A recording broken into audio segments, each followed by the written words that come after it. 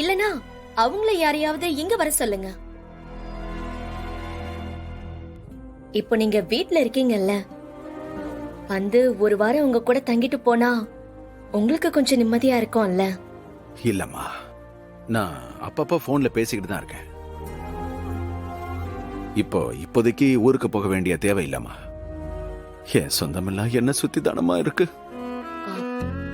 இல்ல, எங்க அப்பா இப்ப எங்க கூட இல்ல. ஆனா அவரு எங்க கூட இருந்தா என்னெல்லாம் செய்வாரோ அது எல்லாமே நீங்க எங்களுக்கு செய்றீங்க. நீங்க செஞ்ச உதவிய என்னைக்குமே நாங்க மறக்க மாட்டோம் அங்கிள்.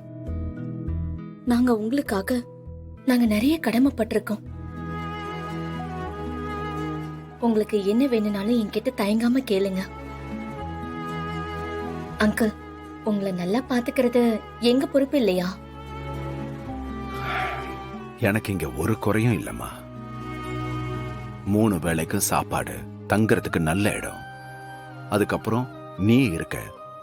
தோ பெத்த புள்ள மாதிரி சத்தியா இருக்கான். ஐயோ, பாசம் பீரின்னு வருது. என்னையா இந்த ஓவனி டாப்ல உட்கார வச்ச மாதிரி பேசினுக்கிற? என்னையா ஃபீலிங்ஸா? போதியா? அப்பெல்லாம் இல்லையே. டேய், இதுக்கு மேல எனக்கு என்னடா வேணும்? நாளைக்கே எனக்கு ஏதாவது ஒண்ணுனா நீங்க எல்லாரும் என்ன எடுத்து போட்டுற மாட்டீங்களா? யோ யோ, வயசானாலே இப்படித்தான். என்னையா பேசினுக்கிற? வாய கைவியா? இல்லடா, எல்லாருக்கும் ஒரு நாள் முடிவுங்கிறது வரதானே செய்யும். முடிவு அதுக்காக தான் அப்படி சொன்னேன். வரும் வரும், வருஷம் பாத்துக்கலாம். உனக்கெல்லாம் எனக்கு தெரிஞ்சு முடியவே வராது. நீ இன்னும் 100,000 வருஷம் இருப்பியா? ஆமா மாதிரி சிற்ப பத்தியா அதுக்கு? அங்கிள், இப்படியெல்லாம் பேசாதீங்க. மனச சந்தோஷமா வச்சுக்கோங்க. எதுக்குமே கவலைப்படாதீங்க.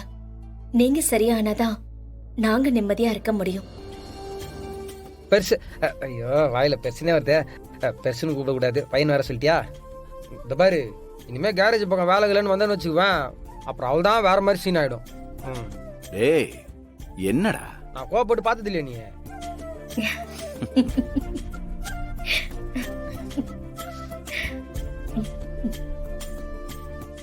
ஏற்கனவே அவங்களுக்கு வயசாயிடுச்சு இல்லையா? என்ன நினைச்சு அவங்க வருந்தி அவங்களுக்கு எதுவும் ஆயிடக்கூடாதுல்ல, அதுக்குதான். துளசி, நீ உன் மாமியார் வீட்டுல இருக்கும்போது எவ்வளவோ போராட்டங்களை சந்திச்ச, அதுல போராடி ஜெயிச்ச. அப்பெல்லாம் எனக்கு ரொம்ப மனசுக்கு கஷ்டமா இருக்கும், என் பொண்ணு இவ்வளவு கஷ்டப்படுறாளேன்னு. ஆனா இன்னொரு பக்கம் மாமியார் வீட்டுல இருக்கேங்கிற ஒரு சந்தோஷமும் எனக்கு இருந்துச்சு. இங்க இப்போ திடீர்னு தனி கொடுத்தன போனப்போ ஒரு தப்பான முடிவுன்னு தான் எனக்கு தோணுச்சு. ஆனா இப்ப நீ ஒரு வார்த்தை சொன்ன பாரு, அதுல என் மனசு குளிர்ந்துருச்சுமா. சரி, நான் போய் இண்டக்ஷன் ஸ்டவ் எடுத்துட்டு வந்துடுறேன். எதுக்கு? இல்ல, இப்ப சிலிண்டர் தட்டுப்பாடா இருக்குது இல்ல. நம்ம வீட்லயும் சிலிண்டர் முடிஞ்சிடுச்சு. முன்னாடியே புக் பண்ணிருந்தோம், ஆனா இன்னும் வரல. அதான் இண்டக்ஷன் ஸ்டவ் எடுத்துட்டு வந்து சமைக்கலான்னு. ஏங்கா, உன் மாமனார் மினிஸ்டர் தானே? வெளியில சிலிண்டர் மறைச்சு வச்சிருக்காங்கன்னு பேசிக்கிட்டு இருக்காங்க. சும்மா இரு அக்கா, என்ன நடக்குதுன்னு எனக்கு ஒண்ணுமே புரியலக்கா. அஞ்சலி, அவர் அப்படிப்பட்டவர் கிடையாது. இருந்தாலும் நான் இதெல்லாம் என்னன்னு விசாரிக்கிறேன். அதுக்கு முன்னாடி நீங்க சிலிண்டர் ஆபீஸ்ல போய் விசாரிங்க. அண்ணி, அந்த எம்டி சிலிண்டரும் கேஸ் புக்கும் எடுத்துட்டு வாங்க. ஃபர்ஸ்ட் நான் கேஸ் ஆபீஸ்க்கு போய் விசாரிக்கிறேன், சரியா? நீங்க போய் அதை எடுத்துட்டு வாங்க. என்ன மேடம், என்ன விஷயம்? சார், சிலிண்டர் புக் பண்ணி ரொம்ப நாள் ஆச்சு, இன்னும் டெலிவரி ஆகல. ஏரியா முழுக்க கட்டுப்பாடுன்னு சொல்றாங்க. என்னாச்சு, ஸ்டாக் இல்லையா? என்ன மேடம், இன்னும் சிலிண்டர் வரலையா? ஆமாங்க. நீங்க வீட்டுக்கு போங்க மேடம், சிலிண்டர் வந்துரும். இல்லண்ணே, எங்க வீட்டுக்கு கிடையாது, அம்மா வீட்டுக்கு வேணும். நம்ம வீட்டுக்கு இல்லாத சிலிண்டரா? அட்ரஸ் சொல்லுங்க, 2 சிலிண்டர் அனுப்புறோம் நாங்க. 2 சிலிண்டரா? ஏன ஏரியா ஃபுல்லா சிலிண்டருக்காக அலையறாங்க, தெரு தெருவா எல்லாரும் அலைஞ்சிட்டு இருக்காங்க. பிளாக்ல 1000 ரூபாய்க்கு விக்கிற சிலிண்டர் 5000 10,000ன்னு விக்கிறாங்க. நான் ஒரு சிலிண்டர் தானே கேட்டேன், நீங்க 2 அனுப்புறேன்னு சொல்றீங்க. இத பாருங்கண்ணே, இந்த பிரச்சனை என்னோடது மட்டும் இல்ல, என்னை சுத்தி இருக்கிற மக்களுக்கும் தான். ஏன் என் வீட்டுல அடுப்பெரிஞ்சா போதுமா? சுத்தி இருக்கிறவங்களுக்கு தேவையில்லையா? என்னன்னு என்ன நடக்குது? இப்ப ஸ்டாக் இல்ல, சிலிண்டர் கொஞ்சம் டிமாண்டா இருக்கு. நம்ம ஏரியாவுக்கு டெலிவரி பண்ண ஒரு லோடு வந்துச்சு, ஆனா இப்ப அது வேற இடத்துக்கு போயிருச்சு.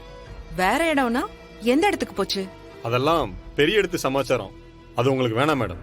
அண்ணே சொல்லுங்க, வேற இடம்னா எந்த இடம்? நீங்க எதுவா இருந்தாலும் ஐயா கிட்ட போய் கேளுங்க. ஐயாவுக்கு தான் தெரியும். இந்த மாதிரி நேரத்துல மக்களுக்கு பின்னாடி நிக்க வேண்டிய எம்எல்ஏ எதுக்கு சிலிண்டரை பதுக்கி வச்சிருக்காரு? மேடம், இது பாத்தீங்கன்னா ஐயாவுக்கு மட்டும் சம்பந்தப்பட்ட விஷயம் கிடையாது. பெரிய பெரிய விஐபிங்க சம்பந்தப்பட்ட விஷயம். இதுல நீங்க தலையிடாம இருக்கிறது தான் உங்களுக்கு நல்லது. அண்ணே, எல்லாருக்கும் எல்லாம் கிடைக்கணுங்கிறது தான் அரசியலோட அடிப்படை கோட்பாடு. ஒரு அரசியல்வாதியா இருந்துகிட்டு அதை தடுக்கிறது தப்பு. நான் மாமா கிட்ட பேசிக்கிறேன். Okay madam. இத நான் செய்யவே இல்லைன்னு வீட்டுக்கு நடுவுல தீய எழுப்பி அந்த தீயில நடந்து நான் உத்தமின்னு நிரூபிப்பீங்க. இதெல்லாம் எனக்கு தேவையா? இந்த டிராமாவே என்னால பார்க்க முடியலக்கா, போர் அடிச்சிருச்சு. உங்களை எப்படி தண்டிக்கணும்னு எனக்கு நல்லாவே தெரியும். என்ன பண்ணுவ? உன்னால என்ன எதுவும் பண்ண முடியாது. என்னக்கா இப்படி சொல்லிட்டீங்க? நீங்க இப்ப போன் பண்ணி உங்க ஆளை வச்சு சிலிண்டருக்கு டிமாண்ட கிரியேட் பண்ணிருக்கீங்கல்ல, அதே மாதிரி நானும் என்னோட பங்குக்கு இதுக்கெல்லாம் காரணம் நீங்க தானே.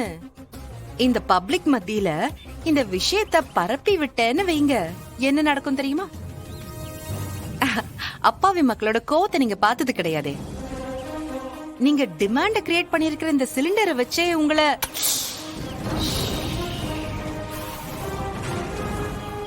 ஏய்,